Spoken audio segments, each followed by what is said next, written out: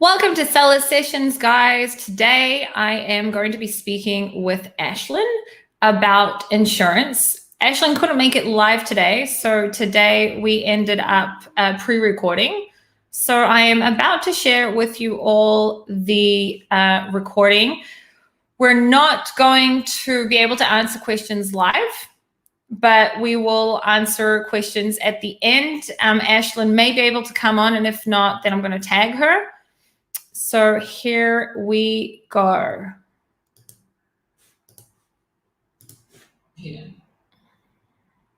Welcome to Seller Sessions. I am your host today, Sharon Evan, and today I have the beautiful, the one and only Ashlyn Haddon from Ashlyn Haddon Insurance. Welcome to the podcast, Ashlyn. Hey, thank you for having me. I am so excited to have you on because I think that this is just such an important subject, which is insurance for e-commerce sellers. I am looking forward to asking you a whole bunch of questions and then us scaring all of the sellers so that everyone makes sure that they get insurance. I promise I won't put you to sleep. No, I know you won't. I know that you won't. I have to say, I've heard a lot of people talk about insurance. And when you talk about insurance, I want to listen because, it's you make it fun. So first of all, can you introduce yourself and tell us a little bit about you? Sure. So my name is Ashlyn Haddon. I'm the owner of Ashlyn Haddon Insurance. I am based in the United States in Indiana, in the middle of the cornfields and the soybeans. So nothing fun going on over here. I'm a mommy of two boys who are 5 and 8 right now, who run my life. I own an agency that we focus primarily on e-commerce insurance. Now we still do, your home, auto, and life insurance, but our main focus is e-commerce and how to protect your assets. So that's a little bit about me.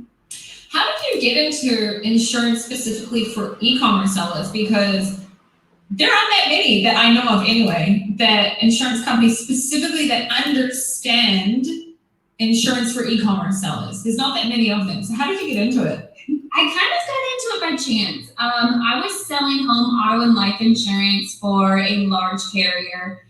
And one of my customers came to me and said, hey, I'm selling on Amazon. They're changing these rules and I need an insurance policy. And I was like, Chris, no one likes e-commerce sellers. I don't know anything about it. I didn't even know that there was third-party sellers on Amazon. I mean, this is like almost 5 years ago now. And I was like, there's no money in it. Like, could you just go away? And he kept bugging me. And I was finally able to get a carrier to issue a policy. And he came back and he's like, hey, I'm in this Facebook group and there's 15,000 of us. Can I share your information? And I was like, okay, maybe it's worth my time now. And I started talking to more and more e-commerce sellers. And I honestly just fell in love with how much you guys truly try to help each other and help grow your businesses.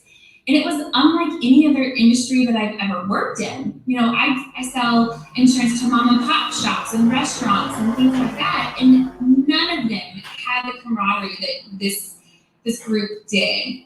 And then I just started listening to the horror stories of people saying, hey, I've tried to get this insurance. Nobody will take me. Nobody likes us. And I was like, all right, you guys are kind of the redheaded stepchildren. And I was just like, I want to help. And it just became, from one person in one Facebook group to multiple Facebook groups to speaking at conferences, getting to go to China to source and to learn what my customers are doing. So it just kind of engulfed me, and I live and breathe Amazon just like you guys. I wake up in the morning and check like, okay, did Amazon get through today? Let's look. It engulfs my life like it does with you guys. That's really cool. But so do you or your team work? Not work. Do you guys work? Do you or your team sell on Amazon? So I feel like it's a conflict of interest for us to sell on Amazon because we have to know what you're selling, where you're sourcing. Our private label people, sometimes we have to have copies of your labels and who your manufacturers are. So I made the decision that none of the team is allowed to sell on Amazon. We want to know what you know, but not do what you do. So that's why we're so involved in the conferences and the Facebook groups. That way we can learn what you guys are doing, but just not do Yeah, not do it. No, that's cool. You guys are crazy. I don't know how you do this. I don't know how we do it either, but we do it. I don't, it's tough. I will say it's tough.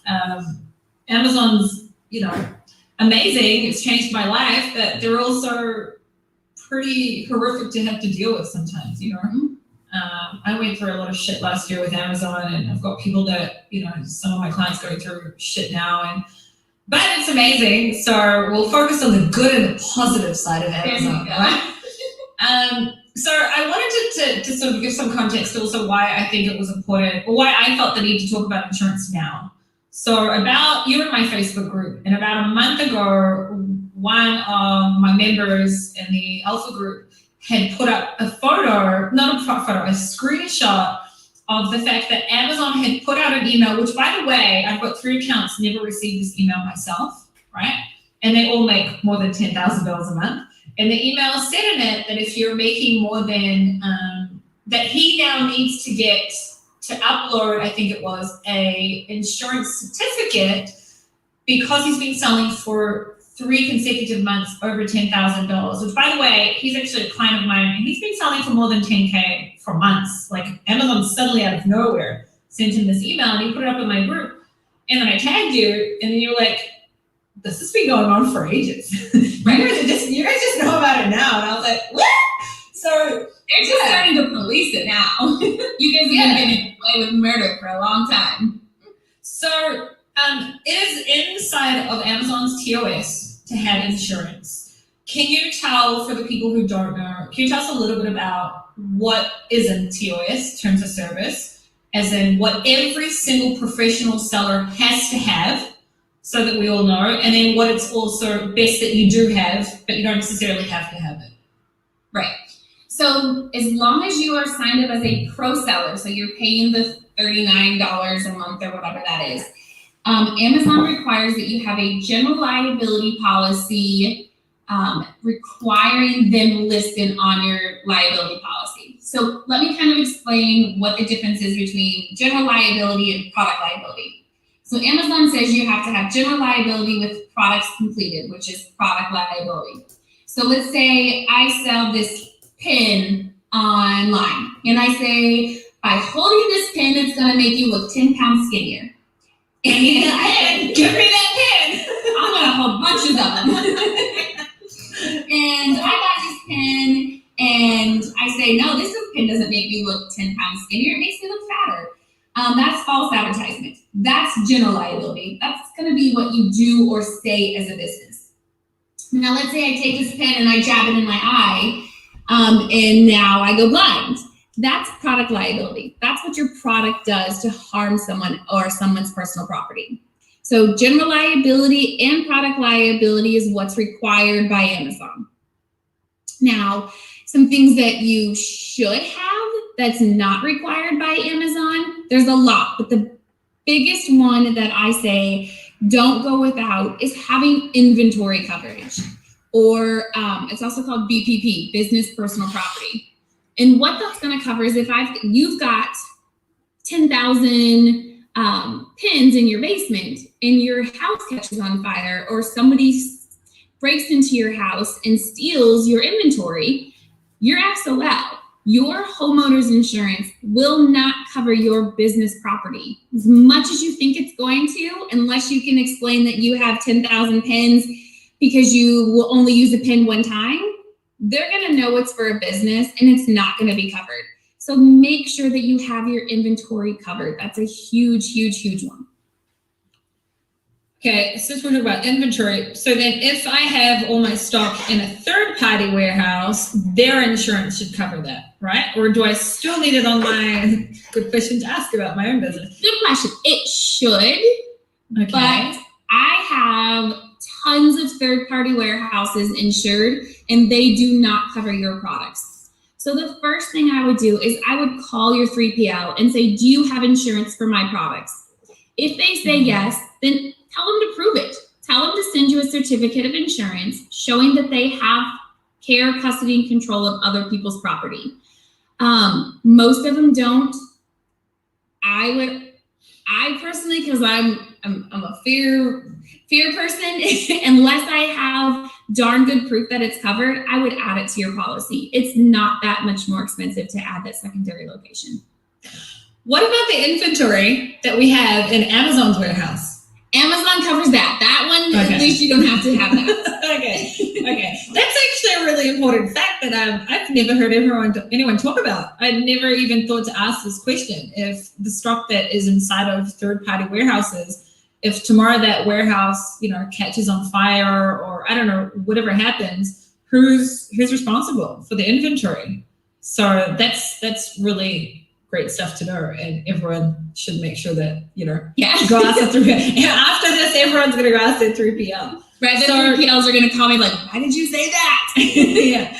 Okay, so just to make sure I understood, the commercial liability, which one is the one that Amazon requires us to have that's up to $1 million?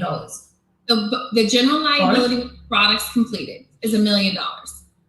Okay, so be careful when you're quoting online. There are a couple companies that have popped up in the last couple of months that are selling these like $300 policies. It's only general liability. It does not cover products completed.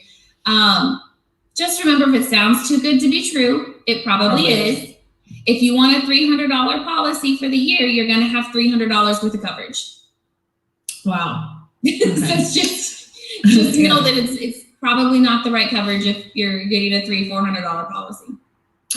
So in the insurance world, I'm pretty sure it's called a premium, right? Mm-hmm. Yep.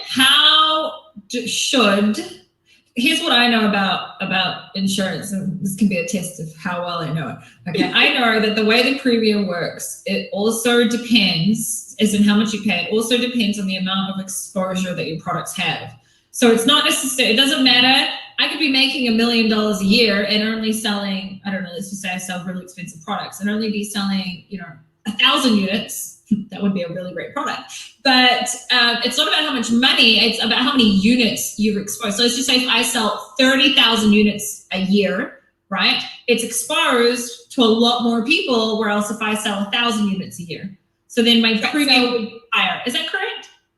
Kind of. So it is based on your sales, and your sales equals exposure. So the more that you sell, the more they assume that the products are going into the hands of the consumer. So if you're doing $100,000 in sales, your premiums are going to be less than if you're doing $1 million in sales. It doesn't matter what your profit is. It matters what your sales are. So if you have really, really small profit margins and you're not making anything, it really is not going to help you in your insurance premium because they're looking at what the sales are. And then these insurance policies are what they call auditable. So at the end of your policy period, if you say, hey, Ashlyn, I'm selling $250,000 in sales, and after your policy comes up, you did $1 million in sales, the insurance companies aren't going to say, oh, don't worry about that. They're going to say, here's a bill, pay me the difference. So it is very much based on what you're selling and how much of it you're selling. And let's just say someone hears us now, has a panic attack and understands they need to have insurance because they don't, right? Let's just say someone tomorrow signs, that they get insurance, but they've been selling up to now, for 2 years, let's say. And then in 3 months from now, so they've got insurance, somebody, a customer from a year ago wants to sue them. Will that cover it? Is it rich? No, it's from the day that they get insurance. The day you get insurance. So get it quick. Get it quick, yeah. So that means that it's not about how many units, it's actually about the revenue, right? Because you could be making less in revenue, but selling more units, right? Let's just say someone who sells like really cheap products, right? They could be having exposed their product unit-wise to a lot more people. So that doesn't matter? No, they don't break it down by how many units you're selling. They break it down by sales. But it does break down by what you're selling. So let's say that person who's selling small little products, is selling a beauty product. That's going to be totally different price if someone is selling beauty versus someone who's just selling a mug. Kind of the big thing that I say, anything that goes on your body, in your body, for a pet or for a child is going to be your high risk items. Those are going to cost you more. Yeah, I sell in beauty, so yeah. There you go. Anything that telling little tiny things, but on something high risk, it still could cost you more, even if the amount of the price that you're selling them for is smaller. So how I know that I'm very careful today when I ask these questions. So obviously this is a general question, just a ballpark, right? Okay. For someone who's listening to us who sells a non-beauty toy pet because what? Because people really care about their pets. And for some reason people like their pets. I mean, have you seen some of these people spending $10,000 for like a pet surgery?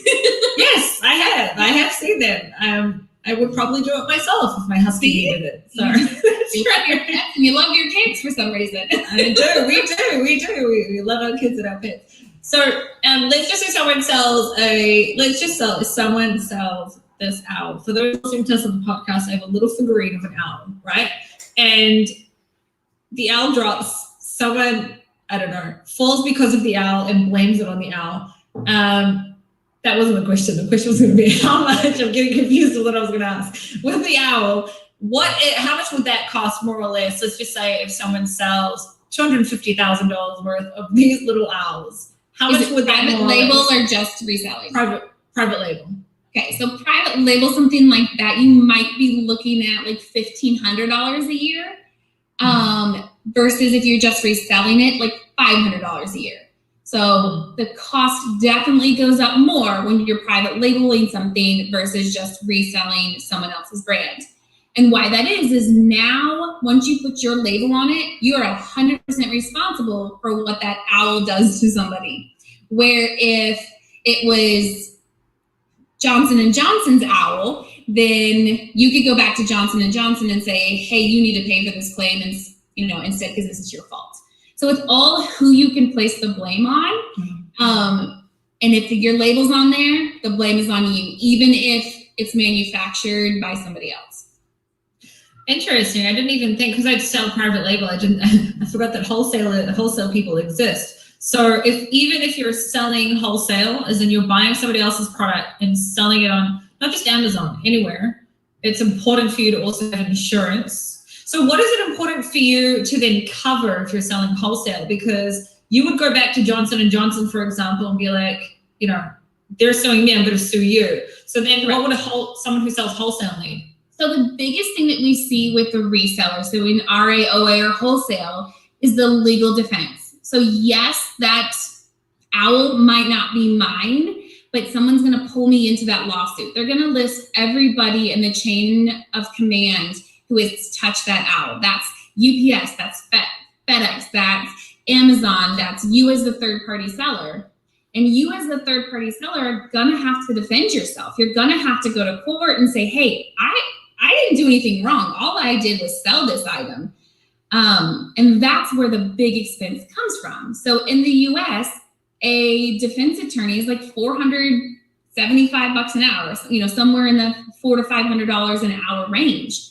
And some of the claims that, we'll get to later, majority of that is legal fees. It's the cost to say, hey, I didn't do anything wrong. Get me out of this lawsuit. And as we all know, insurance companies don't like to pay claims. So they have the best darn defense attorneys on staff to get you out of these claims. So yeah, you might not be responsible for $1 million claim as a RA, OA, or wholesaler, but you are going to have to pay for your defense. And if you don't have insurance, you're paying that $475 to $500 an hour on your own. Rather than paying it, let's just say for an entire year just to have yourself covered. Right. So an RA, OA wholesaler might have a $500 to $600 a year policy. That's an hour to an hour and a half of time for an attorney. There's no way that you are going to get out of a lawsuit in an hour and a half. So let's just say, I sell an anti-aging cream, right? And I sell of that specific anti-aging cream, let's say $1 million a year, right? How much would then not just anti-aging. Let's go with all the bad stuff. Toys, anti-aging, pet product. What was the other one that you said? Anything that goes in your body, like pharmaceuticals, all of that. Pharmaceuticals, so vitamins, supplements. So I sell $1 million, a minimum of $1 million a year. How much could I then be looking at on a policy? I mean, $10,000 it depends on what you're selling. But I have clients up in the $30,000 a year range. I mean, it really just depends. I have some that are in the like $2,000 to $3,000 range, up to the $30,000, $40,000 range. So it really depends on what you're selling. If you're paying $30,000 or $40,000 a year in insurance, you're probably selling really, really well. So you may not be making good profit, but you're selling really well on a revenue side of things. So cool. So now I think one of the most, this is the question I get the most, and I never answer any insurance questions that I'm asked because I don't like to take any sort of responsibility, and I send everyone over to you. But this is the question I get all the time, right? Which is, how can a non-US seller get insurance? Yeah, so it's been really complicated over the last couple of years. The insurance companies were a little bit more liberal about it in the beginning, but they've really cracked down. So the insurance companies will require that a foreign entity gets a US EIN and a US mailing address. That's it. You can use a 3PL as your mailing address. You can buy a VIA box. You can get somebody here in the United States, but you have to have a US address and you have to have a US EIN. Now, what you do with that US EIN and how you file taxes and that kind of stuff is totally between you and your CPA. But I've heard through the grapevine that you can file a 0 tax return and have it be a pass-through entity. Again, check with your CPA. I'm not a CPA, but that is what my clients have told me in the past. So just get the US EIN and a mailing address, and then you were able to get insurance in the US. Okay, now I know that you're physically in the US and you specifically have a US agency, but do you know for a US seller, a non-US seller, can they instead be, let's just say if they're LLC, let's just say I'm an Australian seller and my LLC is in Australia, right? Can they then get an Australian insurance instead, like an Australian insurance instead of a US insurance? Yes, but then your Australian insurance would have to have an extension for US sales. If you're selling on .com, you would have to have that coverage for .com. I'm pretty sure that I'm going to have to check this with my husband because he deals with all of it. But I'm pretty sure that we, for example, have insurance that covers us worldwide, but I could be wrong. You I'm pretty sure. sure. It's called worldwide endorsement. So you just need to make sure about that. Which shouldn't you, even if you sell it on .com, shouldn't you then also have anyway worldwide? Because anyway, I could be selling on Amazon USA, but I could have tomorrow someone in the UK purchase my product and then sue me. And if I didn't have worldwide, then wouldn't I not be covered? It depends on where they bring the lawsuit. If they bring the lawsuit in the United States, then you would have coverage. But if they bring the lawsuit in the foreign country, then you wouldn't have coverage. So if you're selling on anywhere else besides .com, then I highly recommend getting the worldwide coverage. And when you apply with my agency, we specifically ask, are you selling in any other countries? And as long as you're honest with us and say, yes, I'm selling in Australia or I'm selling in, Canada or whatever, we add that coverage for you. So make sure you're honest when you apply for insurance. Because I can tell you, as when you sell on .com, unless you turn it off, you allow Amazon for non-US buyers to also buy your product. So sometimes you could have someone, in, Africa buy your product, right? Yeah. For example, that was the first country that came to my mind. But they could buy your product there or in Europe, even though they could buy it from, Germany, UK, whatever, but they decided to buy it from your .com. So sometimes you don't even necessarily know where someone's going to buy it. And that's where I think it would be important to make sure that you have worldwide. What's it called in insurance language? The worldwide. It's called worldwide coverage. Worldwide coverage. Okay, cool. Now, I knew that I was bringing you on and then we were pre-recording this so people wouldn't necessarily be able to ask questions live. So I did ask some people if they had questions before, and somebody asked an interesting question, which I'm going to make sure, like, I really hope I understand it correctly, which was, can an insurer back out of the liability claim? Does that sound like I've read that question correctly, or should I go read it back again? Good question. I wouldn't know how you would back out of it. Yeah. And I'm wondering if you're meaning like back out of the policy. Like, could you cancel the policy? Yeah. Well, I'll try and find it for a second. But I think it was like, hold on. You can't just say, "Oh no, I'm not going to pay that liability claim." I mean, Yeah. that's what your insurance policy is for, is to defend you from that. I can't find it right this second, so I'll look for it later. But like 95% of the questions were about non-US. There is a good question here.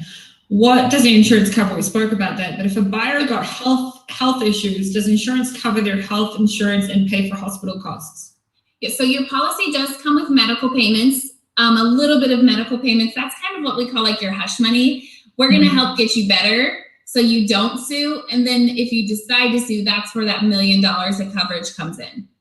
So if they get hurt, we're seeing a lot of like skin irritations, like people who are selling t-shirts and clothing from overseas, that they're getting a lot of like skin irritation and having to go to the doctor for that. So I mean, even if you think, hey, I sell a t-shirt, that's not high risk. People can say anything. Honestly, Yeah. People can say anything and get you pulled into a lawsuit. Okay, is there what is the sales threshold for which insurance will be recommended? So Amazon is now policing it at the $10,000 for 3 consecutive months. Now, when should you get it? Absolutely, the very first time you ship an item. That first item that you ship could cause damage to someone. So I would say as soon as you start selling, you should have it. But Amazon's only going to police it right now at that $10,000 each month for the consecutive 3 months. Do you think that Amazon's going to make it, I mean, this is just your opinion, it's just a question. Do you think that Amazon is going to make it necessary for everyone eventually to upload their insurance certificate? I do. I really do. So Amazon has been in so many lawsuits lately that I think they're just tired of the BS and trying to support the people who are selling crap products. Yeah. So I think they will, but there's over 3 million sellers in the US, and I just don't think they have the capacity to do that right now. But this is the first step, and I really think it's going to continue to move down the line, and everybody's going to have it. And I think moving forward, newbies trying to get on the platform are going to have to have their certificate of insurance. That'll be interesting to see how the Chinese deal with it. Yeah, I mean, they're going to have to, these people who have 200-300 accounts, they're going to have 200 or 300 certificates. Yeah, that's I'm for that, to be honest. I'm for that. Yeah. It's one more. Get the crap off the Yeah. I think that's a good idea. Cool. So that's probably the amount of questions that I had. Now I have heard some horror stories, and I wanted you to share a few of them. And one particular one that I told you about before we started, which is about the tripping over, because I think it's important for people to understand that you can even get sued from people being idiots.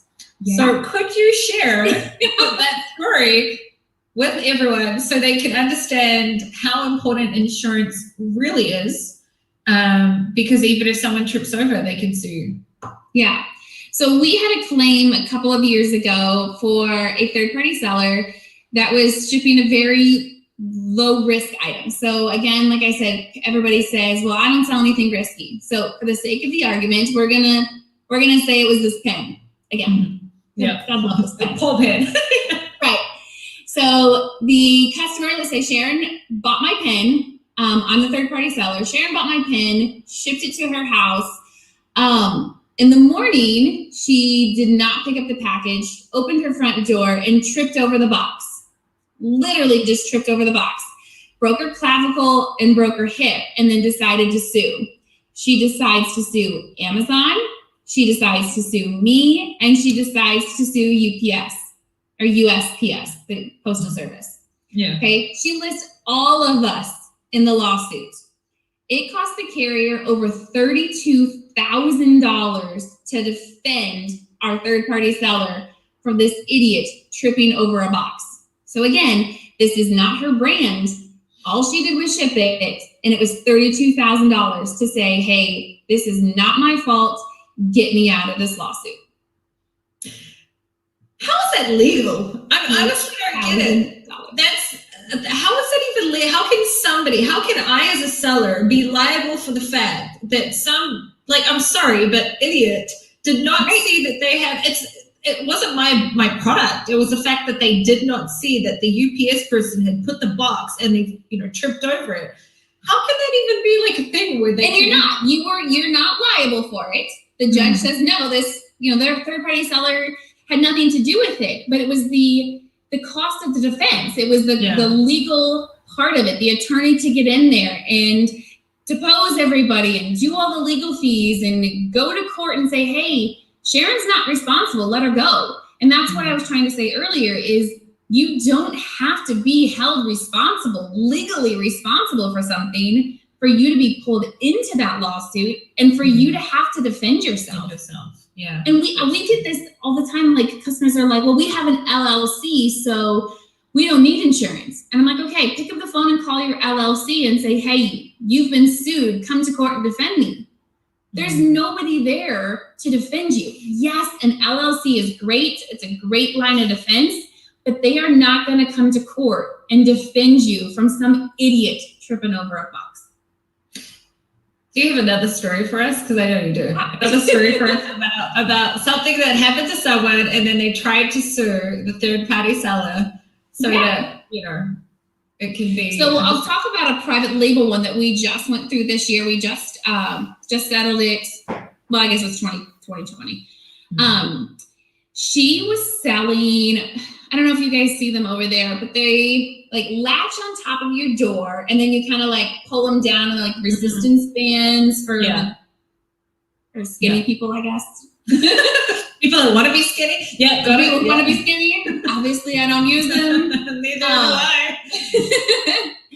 But the private label seller had all of the warning labels, had a book how to install it, had YouTube videos on how to install it, pictures on how to install it, all of these things. They did things the right way. Absolutely did things the right way.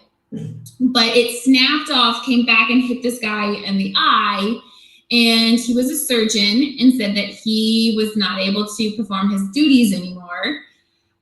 He was seeking over $3 million in damages. Wow. But they settled it. I got the check right there, giant check, $632,000. So her policy was about, close to $7,000 a year for this private label brand. And they ended up paying out $632,000. So that's between legal fees and their judgment. Wow. That's for freaking resistant bands. That's just crazy. Yeah. That's insane. I guess that's stuff that you need to think about. It's let's just say if I sell, I'm only just really understanding how, I need to go check all the policies that we have. But if I sell, let's just say, if I sell cream and then someone puts it on their face and then, I don't know, they claim that it now has caused them some sort of allergic reaction and they couldn't go to their modeling shoot tomorrow. Exactly. They were gonna get paid $1 million for it. Let's just pretend in my dreams that one of our buyers are like Kim Kardashian and then they can't go, to their photo shoot tomorrow. They could sue me for not getting that job. Absolutely. Because a surgeon suing for $3 million because now he can't see in his eye. I mean, who even thinks about that kind of stuff? You wouldn't even. There was another one. It wasn't our client, but it was a retractable dog leash. And the same thing happened. The retractable dog leash snapped and hit him in the eye. and he was an architect, and he was like, now I can't see, my vision's off, all of these types of, stories.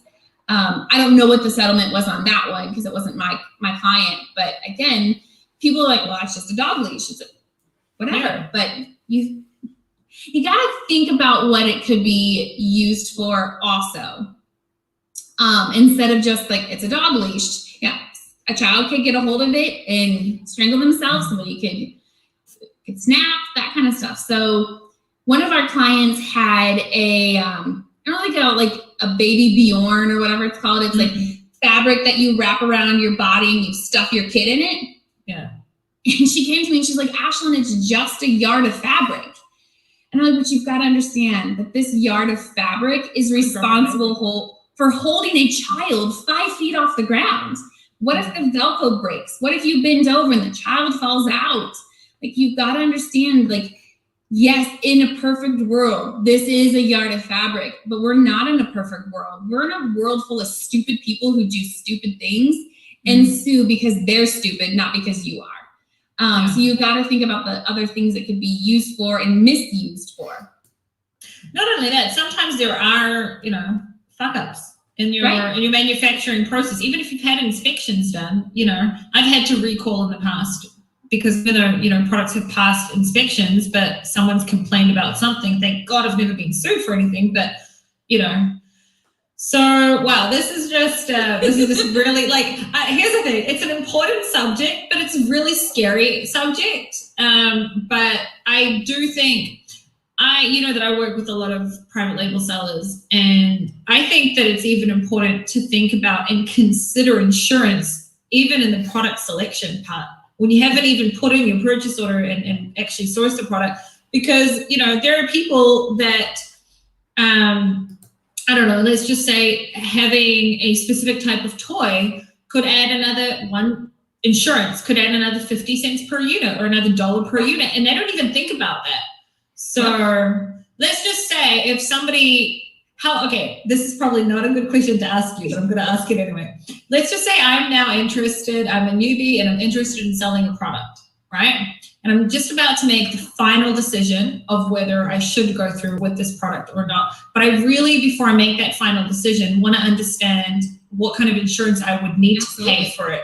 How would I then go about, because I also don't want to necessarily, I think about these things because I'm also a service provider apart from being a seller. So I think about these things, but the typical person doesn't think about the amount of time they will waste for somebody else on a theory or something they haven't actually gone through with, right? So if I was a private label seller thinking about selling a specific product, haven't actually gone through with it yet, but I'd like to understand how much insurance I need to pay. What would be the best thing for me to do? Would it be to email someone like you and ask, even though, what would be the right thing for someone considering a product to do? Yeah, so as long as you're serious about it, absolutely email me and say, hey, Ashlyn, this is what I'm thinking about. What do you think? And I'll say, yeah, absolutely. This is great. This will be low risk. We should be in the, 500 to 1,000 range, or you better have a really great return on your investment because this is going to cost you $5,000. Of course, I don't want to do that for every little product that you're, considering.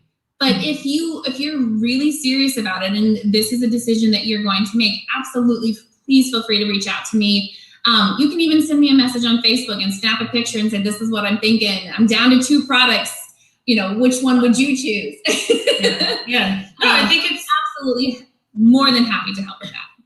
I think it's an important thing. Now, and you say, hey, I think I have the right coverage. Will you look? Absolutely email it to me and I will be straight up honest. I mean, Sharon, me, I'll be like, this is shit. Get something better, or no, this is fine. Yeah.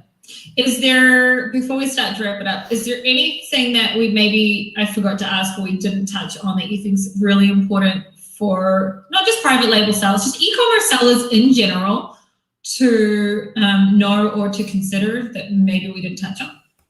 I think the biggest thing that you guys have got to remember is you need someone who knows what you're doing. If you tell, you pick up your phone and you call your local State Farm agent or, whoever, and you say, hi, I'm an FBA seller, and they say, what's FBA? Run the other way. Like, you need an agent who knows what you're doing, knows how you're sourcing, and knows the right questions to ask. If you don't have the right policy, you're just wasting your money. So make sure you've got the right coverage. So hopefully if it ever happens, but you know you've got the right stuff to cover the lawsuit. That's a very, very good tip. Last question that just came to my mind. I just don't know if there's much of a difference, and I'm going to sound like an idiot, but because a lot of this, I deal with this all the time because I'm a Kiwi and a lot of people think we're Australian, but I get a lot of questions from Canadian sellers, right? So for Canadian sellers, is anything different from, let's just say, a UK seller, right? As in, if I live in, let's say I live in Israel or someone lives in the UK, is there a difference for the way we get insurance in America compared to if a Canadian gets some insurance in America? Or totally not. For some reason, Canada has been really, really tough. Again, if you get the EIN and the US address, we can do it. But if you're just Canadian and you're not willing to get the EIN, you're gonna have to find a carrier in Canada to do it. I don't know why Canada has been so hard lately. Canada's worse lately than getting coverage for Chinese companies. So really, just get the EIN and it makes things so much easier. Got it. Cool. Okay, Ashlyn, thank you so much for your time. I love speaking to you. You're just so, it's such an important subject. If anyone wants to reach out to you, how can they find you? Best thing to do if you're ready to apply is we've got a really streamlined application on our website, www.ecom.insure. So ecom.insure, not .com after that, just .insure. If you have basic questions, you can email us at sales@ashlandhaddeninsurance.com, or you can always find me on Facebook, Ashlyn D. Hadden, D as in dog, Hadden. Feel free to reach out to me on there, send me a message, send me some pictures, whatever works. I'm on there all the time, so don't worry about it. Amazing. Ashlyn, thank you so much for coming on. And if anyone wants to get a hold of me, they can always send me a message on Facebook as well. And Isabella will be back on Monday with Inspired by Belle. So thank you everyone for watching, and I'll see you next